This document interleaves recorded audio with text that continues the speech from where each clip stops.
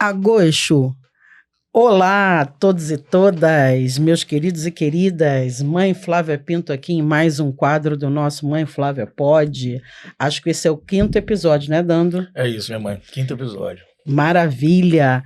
Hoje nós estamos aqui para falar com uma pessoa muito especial, que eu fiz questão de capturá-la com brevidade para trazer o debate aqui na linha de liderança que ela é, na linha também de pessoa que não tem medo do debate racial, lembrando que a gente está naquele mês Novembro Negro, né? E que a gente precisa falar nesse assunto, embora nós falamos nesse assunto o ano inteiro. E hoje nesse programa nós estaremos falando com ela, que é uma mulher preta, e é importante que a gente entenda isso, tem 36 anos, educadora social, palestrante, produtora cultural, autora do livro Tinha que Ser Preto e Saúde Mental da População Preta Importa. Transista, empreendedora social no Instituto Avança Negra, uma mulher preta em movimento e mãe da Faiza Badu. Muito importante nós estarmos aqui para mergulhar, né, nessas águas profundas da sabedoria, do conhecimento ancestral e conectar toda essa reflexão do que esse mês de Novembro Negro traz para a gente, junto com a psicologia preta, quais são as reflexões que a gente encontra e a nossa bagagem espiritual, nossa bagagem ancestral, que traz inúmeras reflexões para a gente. Então, sem mais delonga, obrigada por você estar aqui, dá um salve aí Dando também dá um salve aí para o nosso público.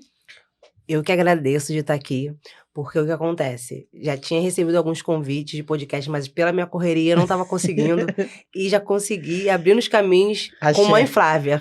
Axé. Cortou essa fitinha, e fica aqui ouvindo, porque tem muita coisa para acontecer. Axé. Pegada de negão aqui, tá, gente? Então, antes eu quero te dar um mimo, eu quero dizer que eu visto esse vestido lindo da Borogodó, sigam, por favor, @Borogodó, e a Borogodó também tem cosméticos, e eu trouxe aqui de presente para você, eu quero que você receba com todo axé e todo carinho. Que isso, hein? E você que está ouvindo aqui, segue lá a Borogodó, eles também fazem entrega, mostra aí para os nossos ouvintes do que se trata. É um creme para cabelos cacheados, então... Cachos. Eu já usei, já fui premiada, já comprei e eu gosto bastante. O cheiro, inclusive, é maravilhoso. É maravilhoso. Então, e esse vestido lindíssimo também aqui é da Borogodó, tá, gente? Segue lá, dá essa força. E a Borogodó também entrega, não vende só em Campo Grande, não. Bom. Obrigada. Axé. Dá um salve aí, Dando. Salve a todos. Borogodó, pretas aqui, eu só tenho gratidão. Você, Marcelo, tá com a mãe. Tô aqui para contribuir um salve a salve. Quem não tá aí não pode sentir o cheiro maravilhoso do Borogodó, mas pode pelo menos ver os vestidos. Segue lá, vai lá, liga, faz o contato. Axé. Bom, então, eu queria primeiro que você me dissesse, 36 anos, mãe, e o que é ser preta para você? Cara, ser preta para mim é uma prova de resistência diária, de todas as formas. Porque quando você acorda, aí você tem que meditar, falar com você mesma mais um dia. Porque enquanto que eu tô saindo de casa para fazer o meu dia, é pensar que em algum lugar do Brasil tem alguém perdendo esse dia. Sim. Sendo interrompido. Então, hoje, eu me permito conquistar e me permito me celebrar. Mas durante muito tempo eu não gostava de me celebrar. Porque eu pensava que se acontecesse alguma coisa boa comigo, não dava para eu comemorar, porque a minha comunidade estava adoecida. E eu me senti um pouco egoísta. Por que eu vou ficar aqui me celebrando, conquistando minhas vitórias, se lá na favela ou em outro canto do Brasil tem alguém morrendo, sendo vítima de racismo? Eu tinha esse pensamento e foi através de muitas conversas, muitas trocas que hoje eu me permito me celebrar e eu falo para as minhas irmãs e para os meus irmãos que a gente também precisa também de romantizar a nossa vida um pouco, porque Sim. é tanta porrada. Trazer leveza, né? Então, assim, romantize-se um pouco também, sabe? Não é se alienar, mas se romantizar, porque senão a gente não vive. E essa leveza também, eu acho que vem muito do útero ancestral, da mãe da gente, a carga genética de saber que está parindo mais um filho preto e quais são as condições de sobrevivência. Então, a gente já passou, a maioria de nós já veio numa gestação tensa. mesmo que a nossa mãe não nos tenha transmitido verbalmente, mas emocionalmente, né? Então, e a gente que é das religiões de matriz africana, a gente tem muito essa reflexão. O teu ambiente familiar, ela é a sua árvore genealógica e essa ancestralidade está no seu DNA existencial. Sim. Emocionalmente você vai ser fragilizado, não é nem fragilizado, não é a palavra que eu gostaria de usar, mas você vai reproduzir aquelas emoções. Então, isso que você está falando é muito importante, porque a gente tem essa dificuldade de comemorar e celebrar vitórias. Sim. Né? E vitórias como essa que você acabou de dizer aqui. Está num podcast, né? Eu sempre gosto de lembrar que a gente não tem uma concessão pública de canal de televisão e rádio. Então, a luta que é para você colocar um podcast como esse no ar, de trazer pessoas que são ativistas do movimento, que não são ativistas só da rede social. Eu acho isso muito importante. E queria que você me dissesse, então, como é que você se percebe, quando você se reconhece uma mulher ativista? Quando você sai do sofá da sua casa, de qualquer tipo de zona de conforto, seja ela qual for, ainda que limitada, mas é uma zona de conforto, qual foi esse momento? O que despertou você para a luta? Cara, todo lugar que eu vou me perguntam isso. Essa virada de chave. E toda vez eu fico pensando em 1000 respostas. Mas eu posso assegurar que, de 2015, eu tive uma virada, porque uma pessoa muito próxima a mim adoeceu. E aí eu comecei a entender o adoecimento, aí eu vi que estava ligado ao racismo. E aí eu comecei a olhar também com aquela coisa da saúde mental, da população preta. E aí eu fiz um evento que eu fui convidada para falar. E aí eu vi que as pessoas estavam prestando atenção no que eu falava. Muitas pessoas vieram até mim me agradecendo, porque o que eu falei abriu a ótica dela para alguns assuntos e tudo mais. Então, acho que eu posso dizer assim, que a minha virada de chave falei, cara, eu posso fazer mais, sabe? Porque nós que somos pessoas pretas, a gente tem que usar a nossa voz para tentar fazer algo no coletivo. Nada funciona no individual pra gente preta. Nenhum tipo de mudança, de revolução, de reestruturação, nada. Tem que ser tudo no coletivo. E eu falei, cara, a galera me segue, a galera me ouve. Então, o que eu posso fazer com essa voz? E aí eu comecei e me joguei. E é um caminho sem volta. Porque quando você tá... Mesmo, eu sou seguidora dela. Todo dia eu vou lá no Instagram dela, inclusive já segue, tá? Planeta Oliver. Já segue. E parece que é uma coisa forçada, mas não é. Eu queria falar de outras coisas, eu queria me preocupar com outras coisas, eu queria ter a minha energia para jogar com outras coisas, porque eu não queria que em 2023 só tivesse gente preta falando de racismo. Eu queria ter essa folga, mas é mais forte do que eu, porque é entrega. E eu falo muito de raça e de amor, porque para você estar se expondo, arriscando a sua saúde mental, porque a saúde mental, né, totalmente danificada. Quando você entende esse rolê preto de tudo que acontece. Então, pra você estar ali, você tem que amar ser preto. Tem que ter amor. Sim. E esse amar, eu acho que passa por um processo de se entender como alguém que é sujeito de direitos, inclusive de amar, né? Exatamente. Como é que foi pra você isso, Dando? Se descobrir uma pessoa que poderia se autoamar? Ela estava falando agora, eu estava pensando sobre essa dificuldade de celebrar, porque você está sempre numa busca de realização, mas quando você alcança, você não pode celebrar, você não se dá isso, não tem esse tempo. E aí, totalmente contigo, quando você fala assim, a virada de chave veio aí. Eu também queria estar pensando em outras coisas, mas não deixa, você olha para o lado e fala assim, nossa, tá faltando aqui. E aí você resume aqui, ó, dificuldade para celebrar esses dias que eu estava lembrando, assim, caraca, a correria tá tanta que não tô saindo para fazer a diversão. E minha mãe sempre fala, gente, tira um tempo para você curtir, para você brincar, namorar bastante e tal. E aí você se pega nessa coisa com dificuldade de celebração. A gente não se celebra. E isso é muito louco, porque a comunidade preta, posso até estar enganada, mas tem uma escala de sofrimento. Sim. Então, assim, a pessoa que conquistou algo e que não sofreu tanto, não sangrou tanto, ela perde um pouco do mérito. Aquela pessoa que conquistou sangrando, passando por dificuldade, indo a pé pra faculdade, aquelas histórias que tu vê na televisão, aquela pessoa, quando conquista, parece que ela merece mais do que a outra que teve um acesso maior. Então, a nossa galera, ela já acostumou com esse estigma de sangrar, de luta, de dor. Então, o conforto pra gente é visto com maus olhos ainda. sabe? Eu falo por mim, porque eu, dentro de uma comunidade preta, de uma realidade preta, sempre estudei em colégio particular, cursinho de inglês. Então, se eu conquistar algo e a minha irmã do lado, que, pô, moradora da favela, sangrou para chegar na faculdade e tudo mais, ela vai ser mais aceita, entendeu? Então, eu sei que é uma construção em cima de racismo, a culpa não é de ninguém, mas é também normalizar pessoas pretas com vivências leves, sabe? E as pessoas não normalizam. Então, tá tudo muito distorcido, sabe? Então, eu também quero descansar, sabe? Eu também quero ser herdeira, eu também quero ser dondoca, sabe? Tu fala uma coisa dessa, porque a mulher preta tem que ser a guerreira. A mulher preta não pode ter uma moleza. O homem preto tem que trabalhar desde os 12 anos, sabe? Se ele não trabalhar com 12, 13 anos, playboy, sabe? Então, a gente também tem que dissecar isso, porque isso adoece, né? A ponto de ter uma pessoa preta que conquistou algo e não poder se celebrar com medo de represália. Uhum. Tipo, Patricinha, tá vibrando o quê? Então, acho que não é bem por aí. Né? Totalmente. E a rede social faz isso.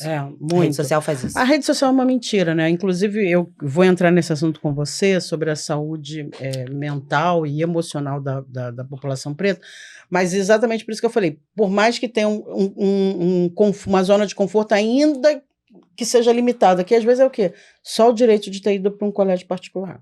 Sim. Só o direito de ter até assistido televisão um pouco mais do que as outras crianças. Sim. De poder ter entrado no mercado de trabalho um pouco mais tarde, né? E antes da gente entrar nesse tema da saúde da população preta, a gente precisa refletir também quando esse corpo cansado, maltratado, desrespeitado, ele chega no terreiro.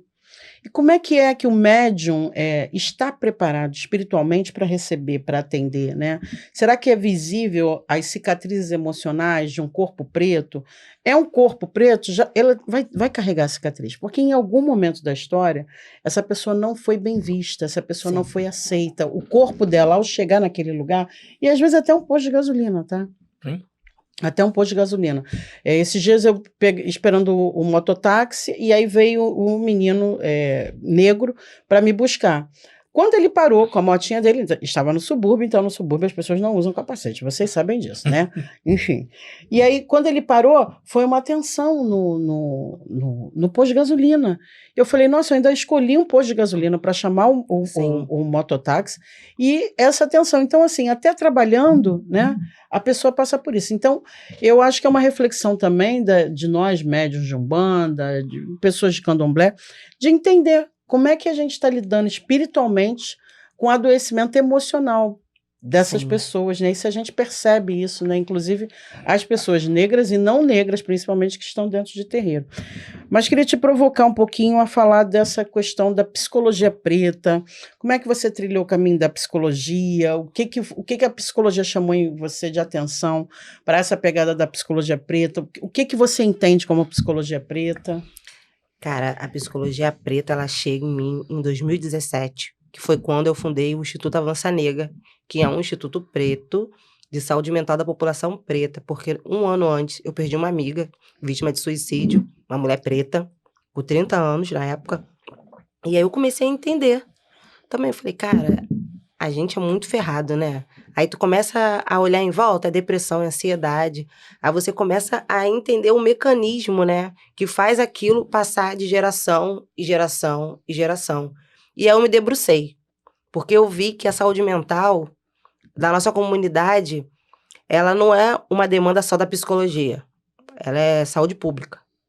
Sabe, as pessoas estão morrendo, os nossos homens pretos estão morrendo, sabe? Vamos falar sobre os nossos homens pretos aqui, tem um lugar especial para eles aqui. Eles morrem, as irmãs morrem, sabe? A gente já tem o suicídio, que é uma coisa que já vem dos nossos ancestrais, que muitos se jogavam no mar, comiam terra.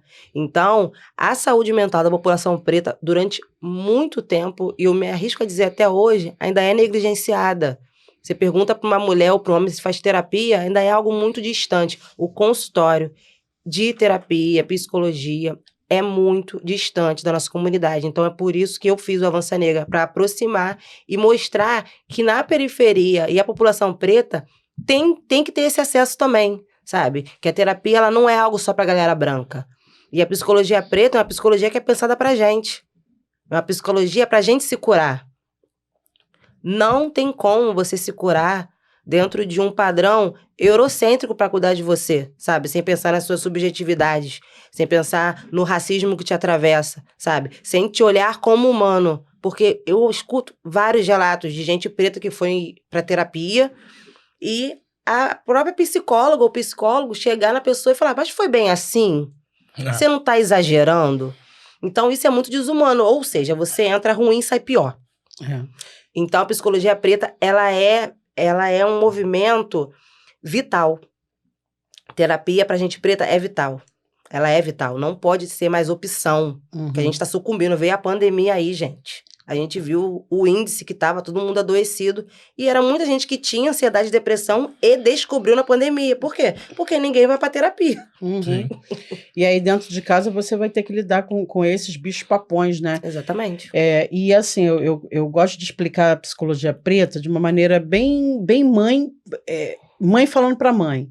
Aquela mãe que não teve acesso a um estudo, a um entendimento, que ninguém na casa dela foi tratado com terapia, e às vezes a gente recomenda até dentro do terreiro que aquela mãe leve aquela criança para terapia, ou que ela vá para terapia. Sim. E aí essa pessoa não se acha merecedora da terapia. E aí o que a gente explica? Mãezinha, é importante que a senhora escolha uma psicóloga preta, um psicólogo preto, porque o psicólogo, a psicóloga preta, ela tem a dimensão do racismo. Ela tem noção da dor que a senhora, eu e o seu filho pode ter passado. Sim. Um psicólogo não preto, que não tem essa reflexão, ele não vai entender, porque ele não conhece essa dor, porque a pele branca não passou por isso, então não vai conhecer essa dor. Exatamente. Então vai fazer isso que você falou, minimizar, né? E aí eu estou fazendo questão de reforçar isso para as mães que estão nos ouvindo, às vezes até se movimentando ao seu ambiente de trabalho, que às vezes vai chegar lá, vai ser discriminada de novo, Sim. vai ser adoecida novamente, mas que está aqui ouvindo, e que é importante, acho, dizer que tem vários grupos hoje de psicólogas fazendo um movimento de uma psicologia mais acessível, né, a Sim. preços mais populares. Sim. Então, hoje você consegue encontrar esse serviço, né, para consumo, para sua integridade emocional e mental, para sua cura, que é importante, né? Você esbarrou com isso na sua vida, Nando, em algum momento? Você teve acesso à terapia? Quando foi a primeira vez que você percebeu que poderia fazer terapia? 1 mês atrás.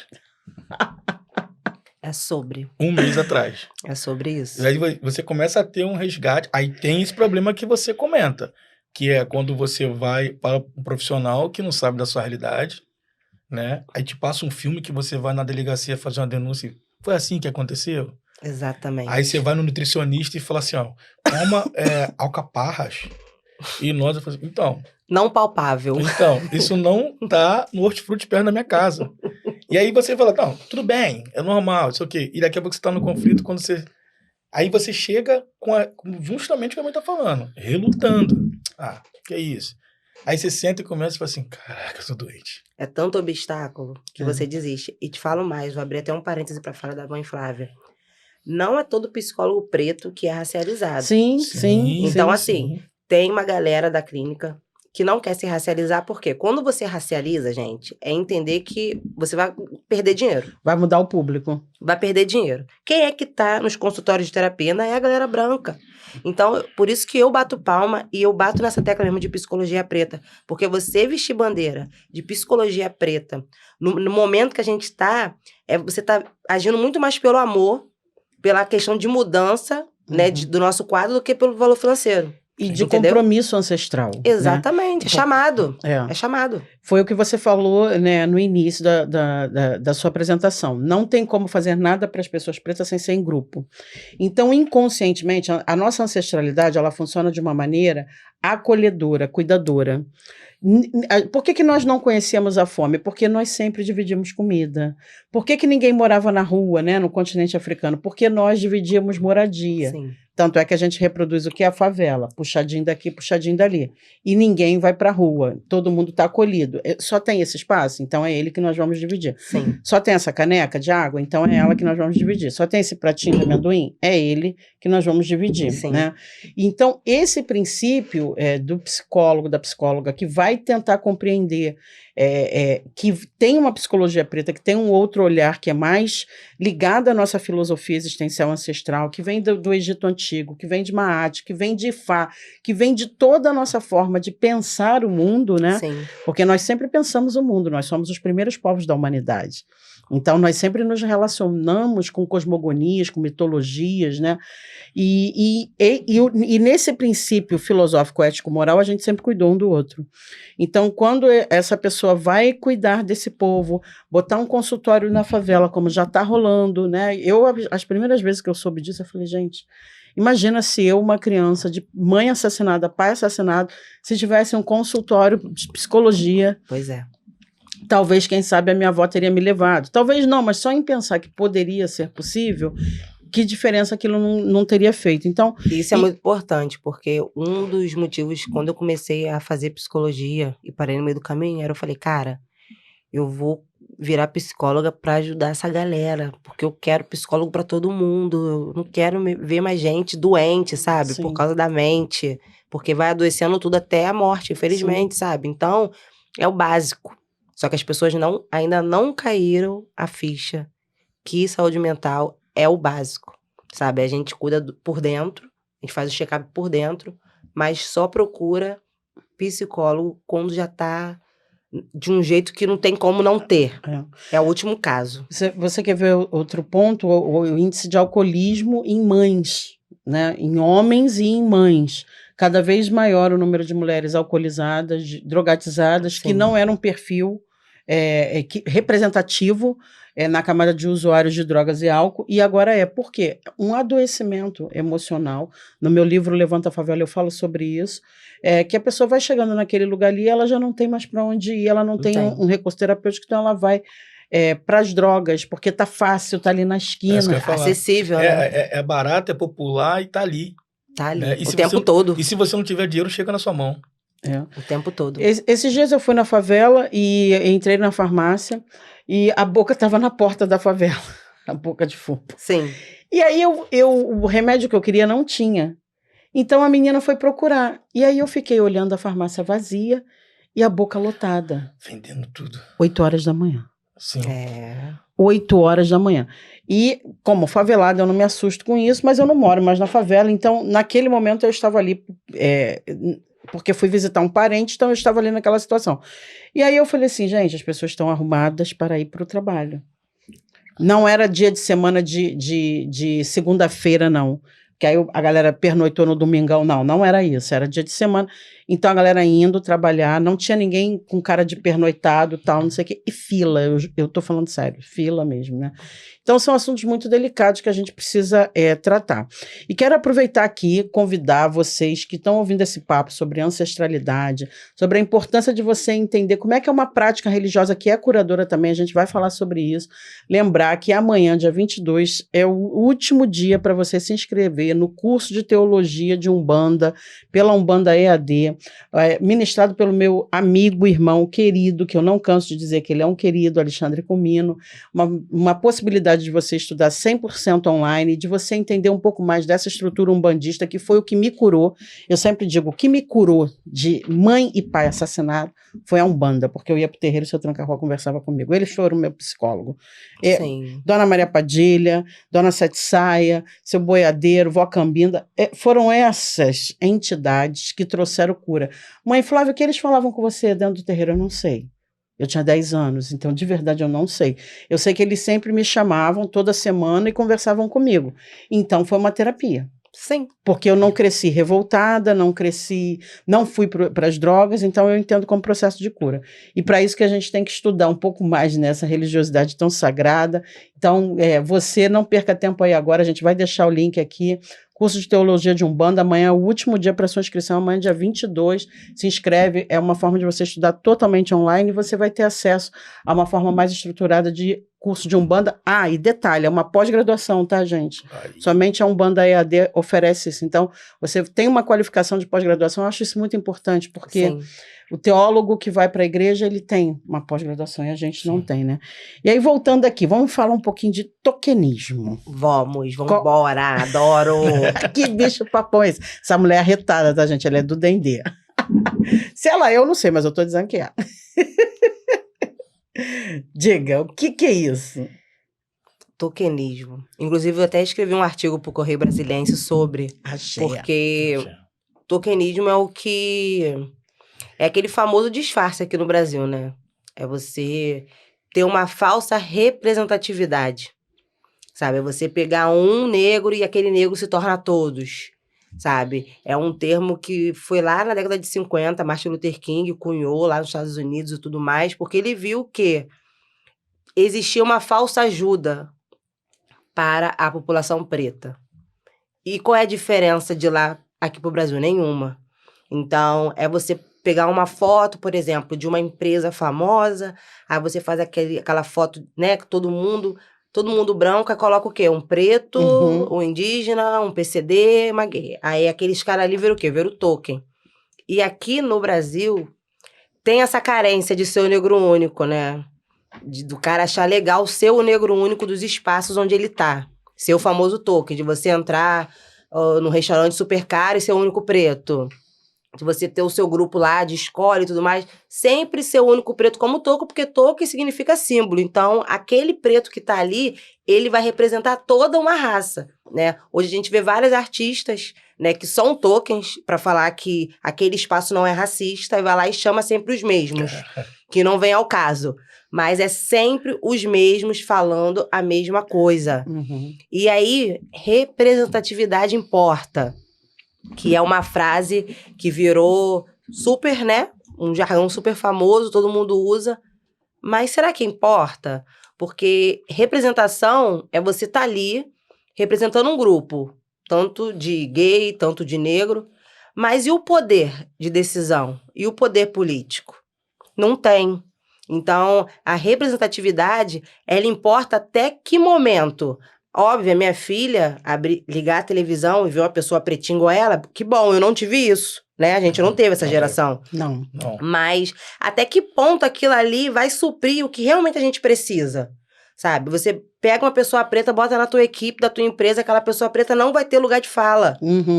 Sabe? Então, existe quase dentro sempre dos... subalternizada, subaproveitada. Mesmo tendo o mesmo cargo. Já foi comprovado de você estar numa equipe de trabalho onde você é o único preto. Os seus colegas de trabalho que são brancos, eles vão eles serão racistas com você. Eles não vão te olhar por igual. Então, quando a gente fala de tokenismo, é rever todos esses conceitos que enganam e manipulam. Porque o tokenismo, ele manipula. Porque as pessoas acham que é progresso. Sabe? Ver um preto num espaço ali, né, enfeitando. Então, ele acredita que as coisas estão acontecendo e não está. Exatamente. Não está acontecendo, a gente está no mesmo lugar, né? Tem muita gente que implica com aquela coisa do favela venceu, pretos no topo. A reflexão profunda, favela venceu. Favela venceu, pretos... Favela venceu. Todo dia morrendo gente, mas venceu. Aí tem o pretos no topo. E tem esses subgrupos... Alguns se destacaram na militância, outros se destacaram por outros caminhos. Mas é entender que ainda assim não é progresso. Sabe? A gente tá correndo, óbvio, cada um tem que fazer teu corre. Todo mundo precisa de dinheiro, todo mundo precisa trabalhar. Mas é também não vender isso, porque quando você vende isso, aquela pessoa compra aquilo, ela estagna. Ela acha que tá tudo bem. Por isso a importância da gente entender muito a questão racial, né? Sim. Letramento racial é sobre isso. Esse livro aqui, ó, da Marcele Oliver, Tinha que Ser Preto, é um livro que dá conta de explicar. Aliás, que essa capa também é lindíssima, né, gente? Eu que fiz, hein? Eu que fiz. Arrasou. Assim, muito bonito e necessário de ler pessoas pretas, porque assim como nós acabamos de dizer que o psicólogo preto, a psicóloga preta, ele vai entender a dor que você passou, mas ela destacou. Mãe, mas nem todos têm o letramento racial. Sim, pode não ter. Agora, a mesma coisa quando a gente está falando de literatura preta, né? Eu estou lendo esse livro aqui, inclusive a gente está num mês em que o rei da Angola, do povo da etnia, de maior número de pessoas está aqui. Eu, inclusive, tive a oportunidade de ser uma das pessoas que estava na comitiva de recebê-lo. África Banto, de 3.500 até o presente, né? 3 mulheres fizeram essa pesquisa aqui, né? Catherine Simone Fourchet, não sei se falo certo, Rhonda M. Gonzalez e Christine Said. E elas dizem assim, é muito difícil você pegar uma história de 5.000 anos e reproduzir ela em 200 páginas. Imagino. Agora, por exemplo, eu vou dar uma prova do quanto nos ouvir pessoas pretas, ler pessoas pretas é importante. Eu não sabia o que era tokenismo, acabei de saber agora. Também, e você, Dante? Também, agora. Gente, o tokenismo é uma palavra, é um termo que muita gente ainda não sabe, mesmo sendo antigo. Uhum. Porque é isso, gente. Tudo que denuncia racismo, eles tentam camuflar. Sim. Então, pra que a gente vai entender o que é tokenismo? Se essa galera... Que é símbolo, né? Como você falou. Então, aquele preto simbolizando que aquela ele instituição... Ele vira todos os pretos. Ela é antirracista, mas não é isso. Ele está ali num papel figurativo, muitas vezes subalternizado, racializado, sim, estigmatizado e até subaproveitado e até com salário menor. Gente, não precisa nem ir muito longe. O próprio supermercado aí, que é envolvido em vários casos de racismo, chama lá o irmão pra fazer propaganda, que é um cara preto, pra falar o quê? Nós não somos racistas, vou te colocar aqui. Então, imagina se todo mundo entender ao pé da letra o que é tokenismo, vai ter muita gente decepcionada. Sim. Não, o choro será livre. Sabe o que veio uma cena pra mim agora de, tipo, como você falou, tem um ali representando todos. Sim. Aí eu chego no restaurante, tem um espaço aonde eu quero ir. Sim. Não tô perguntando quanto é. Tô perguntando assim, você tá ali. Não, tem umas regras da casa. Não. Qual é a regra? Aí ele fala, não, você tá cometendo racismo? Não, inclusive temos preto na casa. Exatamente. Essa foi a cena que veio à minha cabeça sobre o que você falando. Eu falei, mano, veio a cena. É isso, mas é isso. Nós não somos racistas. Tem aqui, não, ele aqui, ó. Aí a outra explicando, eu tô aqui há horas precisando de atendimento. Você tá sendo racista? Não, meu marido é até preto. E por aí. A gente vai falar de branquitude, né? Esse assunto delicado. Vamos beber uma aguinha. Por favor, né? por favor. Gente, esse é o momento de você curtir, comentar e compartilhar, indicar para outras pessoas. Vou voltar a repetir, nós não temos uma concessão pública de canal de televisão, então nós dependemos da ajuda dos amigos, e as redes sociais gostam quando vocês comentam no meio do vídeo, ou quando ele já está rolando um tempinho, Sim. que prova engajamento, que você está ali ouvindo, que eu, Marcele e Dando, não estamos aqui falando de abobrinhas, né? Que nós somos 3 pessoas aqui preocupadas e ocupadas em formar e informar todas as pessoas que estão nos ouvindo, pessoas pretas e não pretas. Sim. Porque Martin Luther King falava, não adianta combater o racismo só com pretos. É a pessoa não preta que principalmente tem que entender o que é racismo, porque é ela que oferta. Ela que criou, e a gente está aqui, ó, segurando esse problema até hoje. Há vários e vários anos. Marcele, branquitude, o que você tem a nos dizer sobre esse tema tabu também? Adorei a virada dela, bem insânica, assim, pá! Chamou na câmera, chama no zoom. Olha o tacho de dente fritando, pá, na cabeça, pá! Ó, eu vou falar uma coisa pra você. E vou iniciar com essa frase que eu sempre falo onde eu vou. A gente fala muito da herança escravocrata, né? A gente fala da galera que tá aqui, que lá atrás os ancestrais escravizaram e tudo mais. Então, eu falo, mas a gente só ouve falar da herança da escravidão, né, da gente. Ninguém fala da herança escravocrata que faz a branquitude perpetuar o racismo até hoje.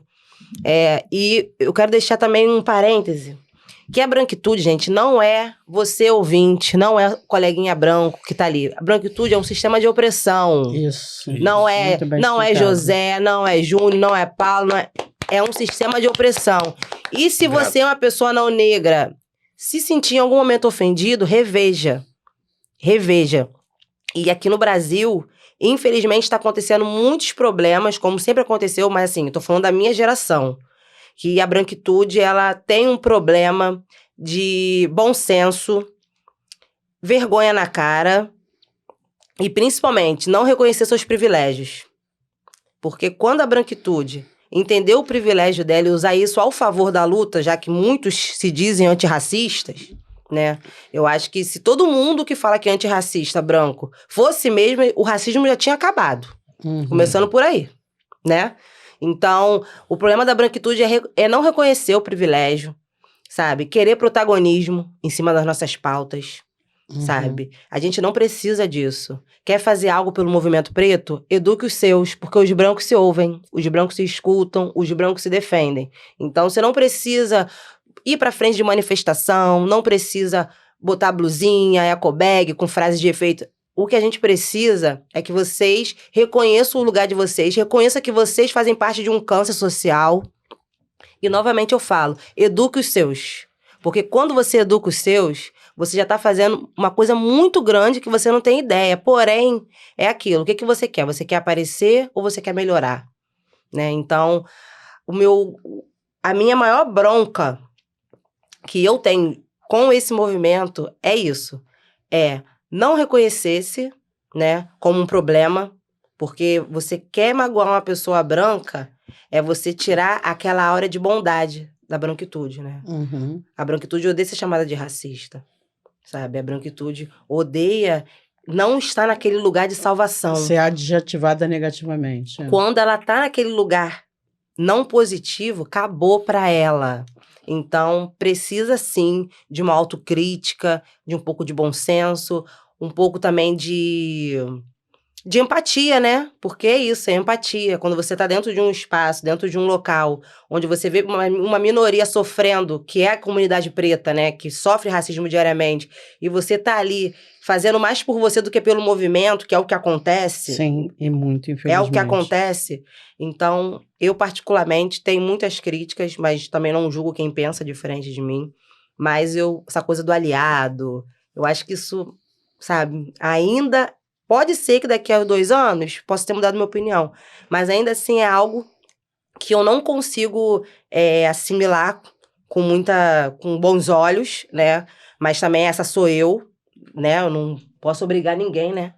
A pensar como eu. Mas é entender também que a gente também não tem tanta necessidade de ter pessoas brancas, sabe? Do nosso lado. Só de não estar ali atrapalhando já ajuda. Acho que é aquilo, né? Se você não quer fazer parte, beleza, você não é obrigado. E eu falo, gente, pessoa branca não é obrigada a militar. Não é nem os pretos, sabe? Estão aí militando. Então, eu acho que é uma obsessão muito grande que a branquitude tem de estar ali, consumindo nossa cultura, consumindo nosso espaço, consumindo nossas dores, né? Porque aí, só dá uma passadinha rápida do branco da favela que quer se colocar no lugar de negro, mas não é, sabe? O branco favelado, ele faz parte da branquitude também. E as pessoas têm uma dificuldade muito grande de reconhecer isso. Entender que o periférico favelado, ele vai sofrer problemas sociais, questões financeiras, mas ele tem algo que a população preta não tem, que é a dúvida, né? A dúvida do policial, a dúvida do vendedor da loja, a dúvida do supermercado. Então, quando você quer se comparar a uma pessoa preta, você sendo não negro, eu acho muito desonesto. E isso é algo que a branquitude faz muito. É de se colocar naquele espaço para querer o protagonismo até das nossas dores. Eu acho isso um absurdo. Quer falar, Dani? Eu lembrei de um tempo que eu estava trabalhando com pessoas com deficiência, e aí o seguinte olhar que eu tive foi que pessoas com deficiência dentro da favela são acamadas. A maioria delas são pretas e elas não conseguem se locomover. E aí tinha um outro grupo, nós falamos, que bota, eu falei assim, não, a maioria dos cadeirantes brancos tem algum carro para poder levar. Tem alguém para fazer esse giro. Eu conheci pessoas das favelas que estavam acamadas que não iam na rua de trás há 10 anos. Sim. Muito mal sentavam na porta de casa. Sim. E esse serviço não chegava. E aí tem o cadeirante branco dentro da favela ou com alguma deficiência que normalmente ele tem um parentesco que é dono de algum comércio. Sim. Ele é cadeirante, sim, mas ele tem esse privilégio, né? Então, eu vi isso de perto com pessoas com deficiência e falei assim, cara, não são todos. Essa pessoa tem essa dificuldade. Tem cor. Tem cor. Então, o privilégio da branquitude é saber que você, por exemplo, não vai tomar um tapa na cara à toa. Sim. Né, só pela cor da sua pele. Isso não vai te acontecer. O estereótipo de preto é uma coisa, o estereótipo de favelado é outra coisa. Eu cismei que eu quero deixar o dedo em pé aqui. E aí o que acontece? Eu sou uma mulher de 47 anos, né? Então, a minha experiência, o meu lugar de fala, me colocou em outros lugares. Eu hoje acredito, sim, que existe o branco aliado, mas eles são muito poucos. Sim. Porque a maioria perde esse limite do até onde eu vou, né? Eu não sou o igual porque eu não sofri racismo. Eu não perdi oportunidade de emprego por causa disso. Ou eu não só fui contratada para fazer o tokenismo, como você falou Sim. aqui, né? Eu fui contratada só para fazer essa figuração, dizer que tem um preto aqui, né? E eu sofro todas as mazelas de ouvir piadas racistas e tal. Mas existe. E lembrando o seguinte, um dos livros que mais mexeu comigo, eu estou sempre recomendando livros, gente. Eu amo escrever. E amo escrever com a minha consciência de mulher preta favelada. Sim. Eu fui para a academia e fui obrigada a ler todos os clássicos brancos e vim traduzir com os meus. Inclusive, a própria religiosidade, eu tento revê-la de uma outra forma, porque os primeiros a estudarem as nossas religiões foram europeus que chegavam olhando com um olhar ocidental, né, um olhar eurocristão, as nossas práticas religiosas, e que, portanto, não perceberam que nós tínhamos psicologia, nós tínhamos filosofia, ciência, tecnologia e tudo mais. E forma de organização social onde nós acolhemos, né, as pessoas e cuidamos e curamos. É isso que um terreiro faz. Sim. O terreiro pega uma pessoa maltratada, desgastada pela vida e devolve significado e significância, né? Inclusive o desemprego, que é um dos maiores males que assola a humanidade, atinge principalmente a população preta. Sim. E no terreiro, a pessoa, quando está desempregada, ela pode morar um tempo no terreiro. Não vai faltar comida, não vai faltar dignidade, né? Então, o capitalismo, como diz Ailton Krenak, né, produtor de miséria e desigualdade, ele não vai alcançar essa pessoa. O indígena, a mesma coisa, ele vai para a aldeia. Então, isso é uma psicologia preta, uma filosofia preta. Mas, assim, um livro que me marcou muito foi a autobiografia de Martin Luther King. Eu sempre falo desse livro. Esse livro me marcou muito. Mas a autobiografia, não a biografia. Inclusive, ele, ao escrever a sua autobiografia, ele diz que ele não recomenda a biografia dele. Deve ter muita alteração, né? Deve ter muita branquitude, inclusive, né? Talvez até mesmo numa pessoa, eu não sei quem escreveu, se foi preto ou branco. E a autobiografia dele é um livro revolucionário na minha vida, né? Eu sou uma mulher apaixonada por toda a literatura e eu procuro ler pessoas pretas. Eu faço meus filhos lerem pessoas pretas. Sim. Meu filho do meio agora tá lendo a biografia do Will Smith. A gente tem que ler, porque é necessário, é necessário. E aí, na autobiografia, ele explica como é que ele se posicionou na luta antirracista, na conquista da democracia. Esse conceito de democracia na América, né, ou seja, nos Estados Unidos, quer dizer o fim das desigualdades. A democracia lá não significa só um sistema político, mas significa o fim das desigualdades. E ele diz o seguinte para a comunidade preta: não tem como lutar sem eles, porque são eles que nos atacam e são eles que vão fazer aprovar as leis. E aí, quando eu falo sobre abolicionismo, eu digo, olha, para conseguir a abolição, a gente teve que negociar com eles. Sim. Porque ainda vai levar um tempo para a gente chegar. Então, existe aquele branco aliado, eu acho que esse branco aliado pode estar sendo conscientizado dentro dos terreiros que são como o meu, que vai bater na questão do letramento racial, porque senão você não tem como fazer você se encontrar com Ogum, com Exu, com Yansan, com Oxum, não dá. Eu até entendo a questão do branco aliado, mas até certo ponto. Porque, assim, não é toda pessoa branca que fica fomentando racismo. Sim. Eu tenho várias amigas que não são negras. Mas quando eu falo assim... Engraçado, né? Quando a gente fala, eu até tenho amigas não negras. Eu tenho, a minha avó... Gente, a minha avó é portuguesa. A minha família é toda misturada. A minha questão toda a minha visão de aliado é aqui.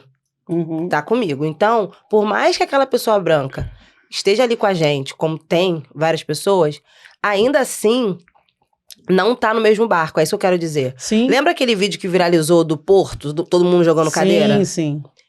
Vou perguntar aqui pra você, mãe Flávia, e pra você, Dando. Quantas pessoas brancas você viu compartilhando aquele vídeo vibrando?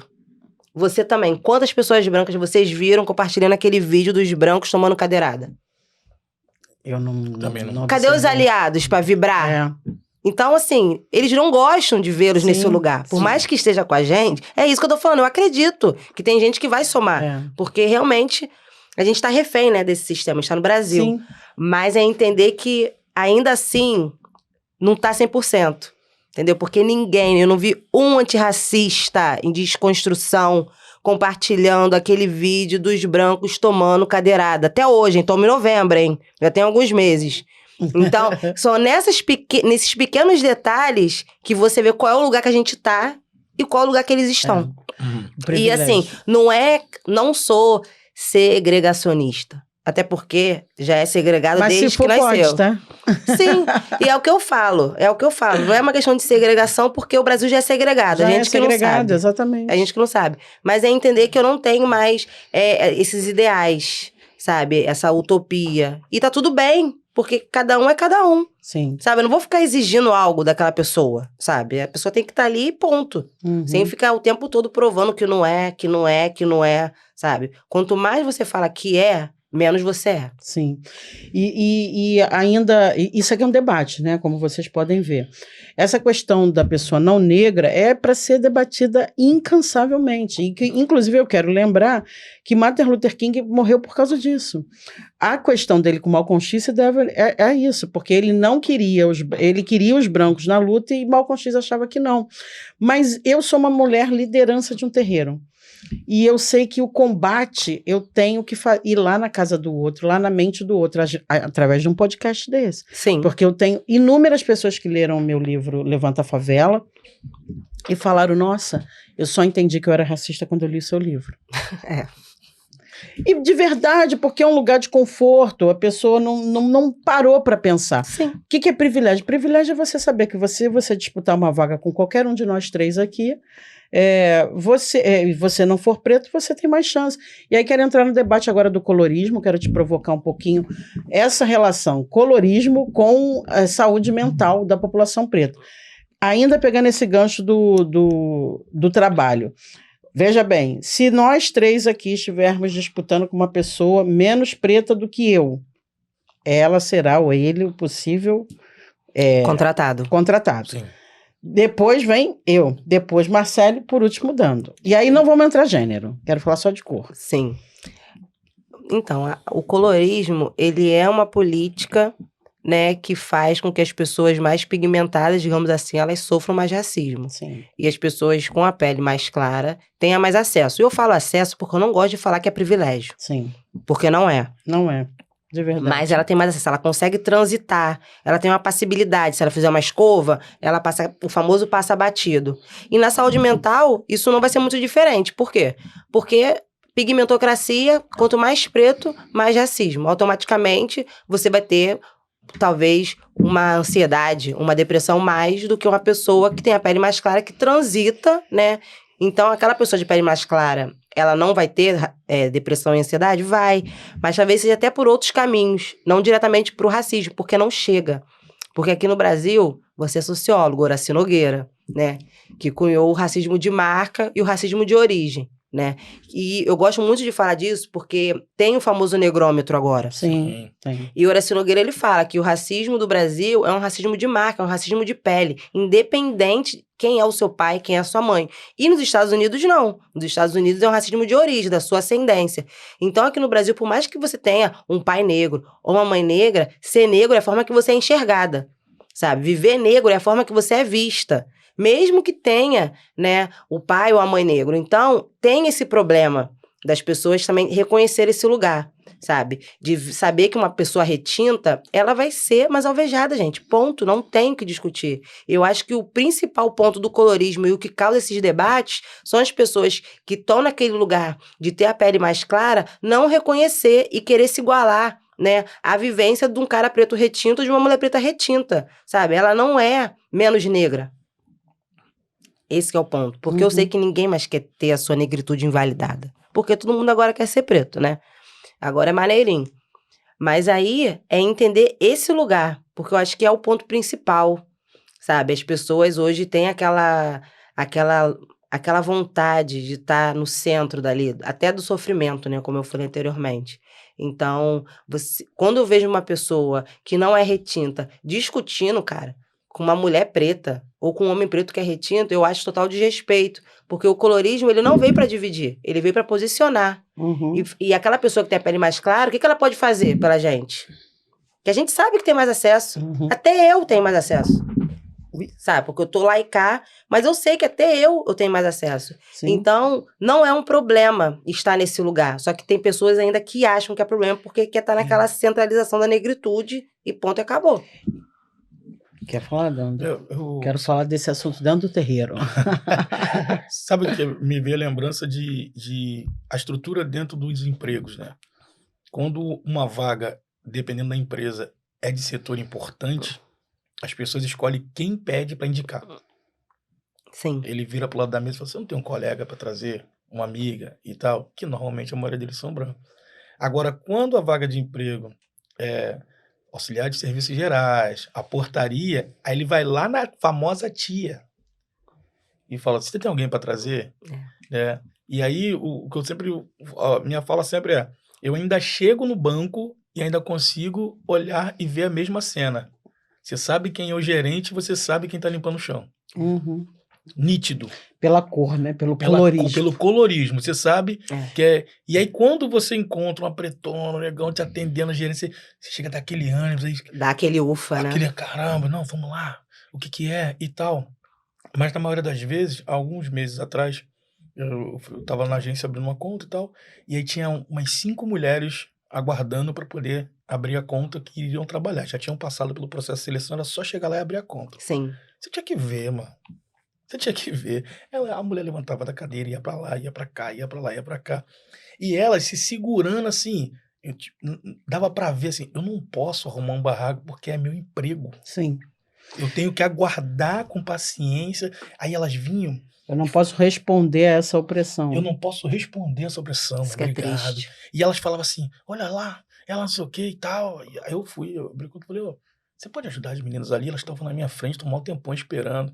Aí uma levantou e que não, é rapidinho, não sei o que. Você é rapidinho porque a outra não fez, né? Aí fica o colorismo na prática. Vocês, não. Agora, se as 5 mulheres fossem mulheres de branco, eu queria ver.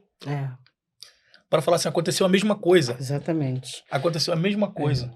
E a gente tem um debate, né, pouco feito, né, dessa branquitude. Poucas pessoas têm essa coragem de fazer esse debate. Eu sou uma delas que faço. Da branquitude dentro do terreiro, do colorismo dentro do terreiro, né? O terreiro Sim. cada vez mais tem sido um espaço de pessoas brancas.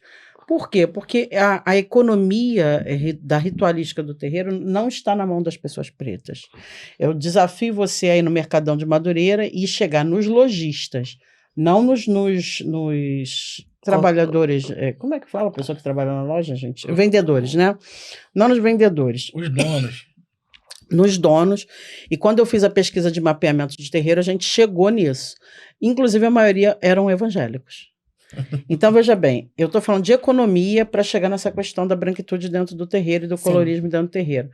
Então, esse comércio está na mão de pessoas que não financiam, por exemplo, um projeto social dentro do terreiro. Eu não vi um fabricante de vela, um fabricante de cachaça, de charuto, de tecido, de miçanga, patrocinar, por exemplo, um terreiro como o meu, que atende 2 unidades prisionais femininas, que tem aula de capoeira, corte e costura, começando agora com jiu-jitsu, reforço escolar, não tem. Mas ele lucra com a nossa prática religiosa, ele lucra absurdamente. E aí o que acontece? A religiosidade tornou-se cara. Sim. Então o preto pobre não consegue entrar. Ou ele se endivida todo para entrar. E é caro mesmo, eu sei que é caro, porque quando eu vou fazer minhas obrigações, minha ou dos meus 3 filhos, eu tenho que pagar por aquilo. Porque por mais que qualquer mãe de santo, pai de santo, como eu faço também às vezes, abre mão de uma coisa daqui e dali, não dá para abrir mão de tudo, que ninguém pode também botar preço no serviço dos outros. São muitos dias que a gente se dedica às pessoas, mas às vezes você alivia alguma coisa. Mas não tem jeito, eu tenho que comprar um amendoim, eu tenho que comprar jujuba. E não é a mãe de santo que vende a bala, nem a jujuba, nem o amendoim. E quando eu chego lá, quem está vendendo isso aqui é o branco e às vezes evangélico. Sim. E ele está acostumado com o preço de não pobre. Então ele bota isso aqui, se isso aqui fosse para custar 30, ele bota isso aqui a 60 e para ele está tudo bem. E com isso a gente tem visto uma branquitude dentro dos terreiros, que é algo que a gente não sabe aonde vai parar. Porque é branco sem consciência racial, e preto enchendo a igreja evangélica. Exatamente. Preto enchendo a igreja evangélica de uma coloração que cultua a filosofia cristã, que foi a que justificou a escravização. a autorização para escravizar, matar e destruir e nos engravidar através do estupro foi cristã. Foi da igreja. Eles disseram, eles não têm alma. Então, portanto, fiquem à vontade para usá-los como queiram. E, inclusive, tirar-lhes a vida. De tirar o nosso nome. Imagina você ter um filho, né? Igual o nome da tua filha linda, Faiza, né? Faz Abadu. Faz Abadu. Daqui a pouco diz pra gente o que significa. O que significa? Vitoriosa e poderosa. Axé. É Banto a origem, não? É Yorubá? É Yorubá. Yorubá. Eu acho que é Yorubá. Axé. E aí muda o nome do seu filho, ou seja, você perde identidade ancestral. O nome pra gente é muito importante, por isso que no candomblé você ganha um novo nome, né? Porque é o nome ancestral, Sim. que foi o nome que te tiraram, né? E aí vai dizer para você que você tem que você se perdeu um pouco de uma civilização antiga, aí você retoma o nome. Então, esses brancos eurocristãos disseram que nem o nosso nome a gente podia usar. O nome que carrega uma história, que carrega uma identidade ancestral. E essa galera que está vendendo os artigos religiosos, as favas, os obis, os orobôs, as quartinhas, as louças. Então, esse debate racial ele tem que entrar dentro do terreiro. Só que eu vejo terreiros, muitos terreiros, e independente de serem liderados por pessoas pretas ou não fazendo esse debate. Porque vai perder pessoas. Inclusive, o próprio debate do patriarcado, a gente já começa a se aproximar do final do nosso programa, a gente precisa falar dos nossos homens pretos, né? O próprio debate do machismo e do patriarcado, pouquíssimos terreiros fazem. Pouquíssimos terreiros fazem porque é algo delicado, é algo difícil de fazer. Senão um homem não para no terreiro. Meu terreiro mesmo tem poucos homens, porque com todos os defeitos que tenham os homens do meu terreiro, a gente pelo menos está fazendo debate. Sim. Pelo menos o debate está sendo feito, não está passando batido. E não é porque o debate está sendo feito que, então eu comecei a debater machismo, esse homem deixou de ser machista amanhã. Não. Não. É uma desconstrução que vai contra um comportamento cultural de 40, 50 anos. Então eu comecei a falar sobre homofobia, transfobia, a pessoa deixou de ser transfóbica, homofóbica. Não. Não. Ela vai começar a pensar. A mesma coisa é o racismo. A gente vai despertando o branco. Eu, quando falo para alguns filhos de santo meu branco, então, orixá é preto. Então, você tem uma ancestralidade preta. Ora, por que será? Na condição de reencarnacionista que os povos iorubás são, como mamãe de santo de Umbanda, eu falo sobre isso com tranquilidade. Mas, infelizmente, o povo do candomblé, nem todos se aproximam das filosofias iorubás e bantos, inclusive, né? Para entender que nós somos reencarnacionistas. Então, Oria Pelé, se você teve um bom caráter, você renasce. Uma boa cabeça, uma boa conduta, você renasce e volta para tomar conta dos seus. Senão, você vai ficar afastado dos seus, né? Por isso, tem o enterro no cemitério de quem não honrou a família e quem honrou é enterrado dentro de casa. Então, veja bem, essa ancestralidade está dizendo para a gente, essa forma de organização social africana, está dizendo para a gente o seguinte: quem são as pessoas eleitas para estarem conosco e quem não são. Quando eu digo para uma pessoa que ela tem um orixá e ela é branca, significa que em algum momento de alguma trajetória reencarnatória ela passou por esse povo. E essa ancestralidade está gritando. Mas ela está experimentando ali aquele lugar de branco. A minha fala é totalmente religiosa, isso aqui é um programa de mamãe de santo, mãe Flávia Pote. Então eu estou baseada nos meus conceitos religiosos, que eu me mato para poder estudá-los, né? Então, se o orixá chamou ela, se for o chamado espiritual que chamou ela para a consciência racial, por que ela não está refletindo sobre racismo? Então, tem que ter a autoridade religiosa provocando para esse debate. Sim. Se essa pessoa cultua Pombogira, cultua Oxum, Iemanjá, Inhansã, cadê o feminino? Tem que trabalhar com esse feminino. Eu não posso ser um violador desse sagrado feminino o tempo todo. E é difícil, porque às vezes o conforto que a cultura machista dá aos homens de serem machistas é muito grande. Então, tem homem que nunca nem parou para pensar sobre esse assunto. Assim, eu me lembro de um filho de santo meu que ele dizia, não, eu não vou dar o dinheiro para a mãe do meu filho, porque ela vai gastar com ela. Eu falei, sim, ela vai gastar com papel higiênico, com gás, com detergente que lava a louça, que limpa a panela que teu filho come, o desinfetante que lava o banheiro que teu filho senta para fazer as necessidades fisiológicas dele. Eu não suporto essas falas. Então, mas aí você vai transformando quando você apresenta outra reflexão. E aí é um grande debate. Aí eu queria te ouvir um pouquinho falar sobre essa questão dos homens pretos, mas antes disso quero novamente reforçar que amanhã, dia 22, é o último dia de inscrição para o curso de Teologia Umbandista, ministrado pelo meu irmão Alexandre Comino. Se você vai ter o link aqui agora, vamos colocar o link aqui para você, mas você também pode ir lá na plataforma, no site da Umbanda EAD e se inscrever. É uma forma de você estudar Teologia Umbandista online, tá bom? Não perca esse curso que eu super recomendo e é pós-graduação. Homens pretos, o que dizer sobre essas pessoas que nós gostamos tanto? Homens pretos. Primeiramente, dizer que eles são nossos aliados. Eles sim são os nossos aliados. Só que tá todo mundo muito perdido, numa escala muito máxima de adoecimento. Sim. E uma coisa que eu sempre bato na tecla, e às vezes eu sou um pouco mal interpretada, é quando eu coloco que o nosso problema é de raça. E eu faço algumas críticas ao feminismo, porque o feminismo ainda se coloca um homem preto no lugar de objetificação, desumanização, animalização. Uhum. Então, a mesma forma que algumas mulheres criam narrativas negativas sobre um homem preto, às vezes um homem preto que se relacionou com ela e ela teve uma experiência negativa, ela transforma aquele homem preto em todos. Então, a minha crítica é totalmente sobre isso. E é entender que está todo mundo precisando de acolhimento. E ninguém acolhe o homem preto. Agora que a gente está vendo a roda de conversa, eu tenho uma roda de conversa 2019, que é o Ouvindo Nossos Irmãos. Então, agora a masculinidade está sendo tratada com uma forma mais humana, mas nunca foi assim. Sim. Então, você falar de homem preto é você falar do seu pai, do seu filho, do seu tio, do seu irmão. Não é o carinha que você conheceu lá em Madureira, sabe, se envolveu. É uma pessoa que faz parte da sua vivência como mulher preta. E enquanto que as mulheres pretas não entenderem que é isso, que antes daquele cara casar com ela, antes eles eram irmãos, né, que a gente veio do mesmo lugar. Mesmo tronco étnico. A gente está no mesmo lugar social. Pertencemos aos mesmos povos. Aos mesmos povos, então eu acho que tem que ter esse olhar. Sim. Eu acho que a partir disso a gente começa a ter uma comunidade mais organizada, digamos assim, porque a questão de gênero, ela segrega muito a comunidade Sim, preta. Então, estigmatiza muito o homem preto. Então eu acho que não é bem por aí, sabe? Eu costumo dizer, um bate-papo que eu tive, no meu livro Salve Matriarcado eu falo sobre isso, no Levanta a Favela também eu falo, que o homem preto ele nos atravessa, porque ou ele é meu pai ou meu avô, então ele está aqui, é meu ascendente, eu posso ter um irmão preto, no meu caso eu tenho, eu posso me relacionar com um homem preto, no meu caso sim, e posso parir um homem preto, então ele me atravessa. Sim. Horizontal e verticalmente. Então, ele é um problema meu. Ele não é um problema da mulher branca.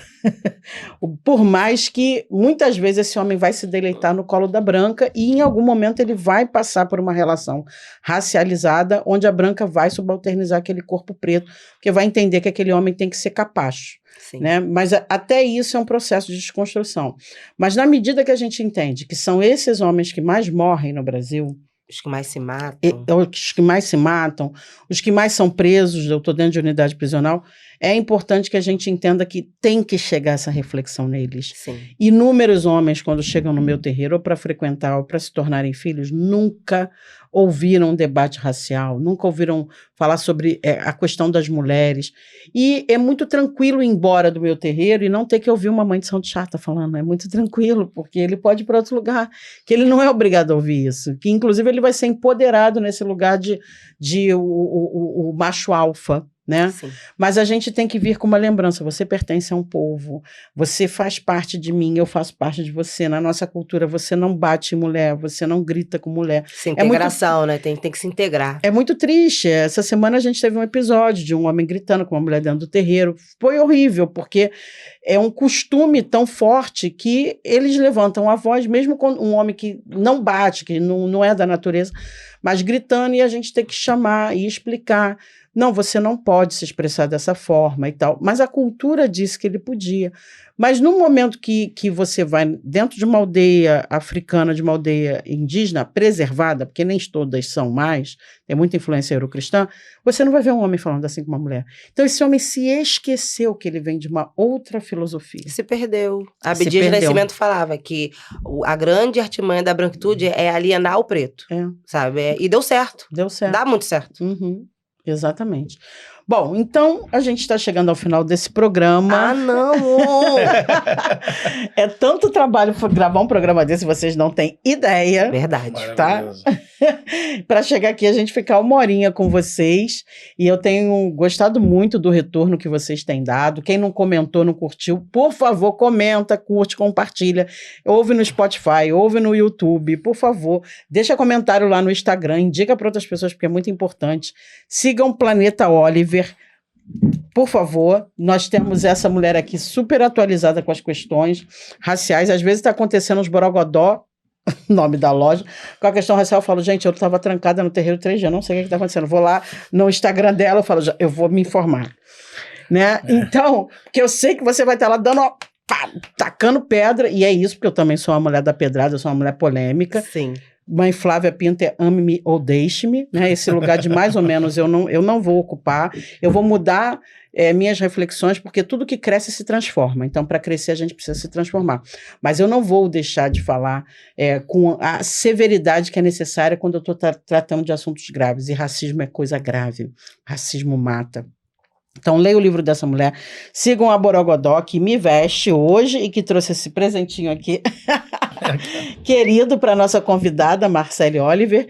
E sem mais delongas, quero ouvir vocês e convidar você, corre lá, se inscreve para o curso de Teologia Umbandista na Umbanda EAD, porque eu tenho certeza que você vai gostar de fazer essa pós-graduação, porque as outras tradições religiosas fazem pós-graduação. Nós também podemos estar certificados por um conhecimento que nos foi passado de maneira pedagógica correta.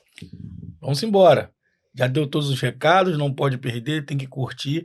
Eu agradeço, Chaca Marcele Oliver, o livro que tá ali, ó. Tinha que ser preto. Isso me lembrou, sabe, aquela coisa, deu ruim, tinha que ser preto. Mas é por isso que eu coloquei esse nome. Eu tava aqui imaginando, eu falei, vou esperar. Tô igual aquele cara do stand-up, guardando a piada no bolso. Mas é isso. É esse sentido aí o nome. Maravilhosa, grato, mãe, gratidão. Axé a todos. Marcele. Muito bom, muito bom, muito bom. Muito obrigada pelo convite, mãe Flávia. Sou apaixonada, gente, eu sou.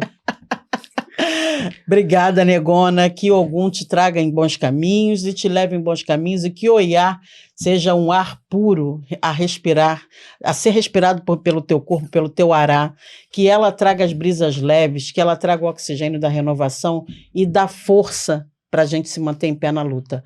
O fronte não é tranquilo, tá? Uma hora a gente cansa. Mas quando você se cansar, eu vou falar uma frase que a preta velha que eu trabalho, vovó Joana da Angola, fala. Não é porque você é uma guerreira que todo dia é dia de guerra.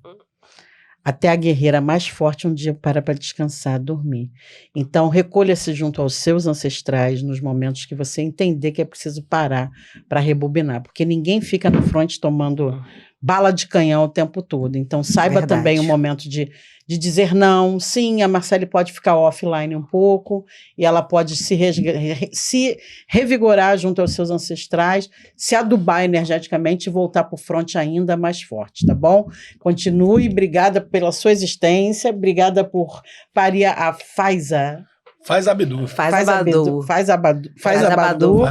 E por parir esses livros e por estar aqui conosco hoje, nos abrilhantando com esse conhecimento. Meu saravá fraterno, galera. Fui! Beijos!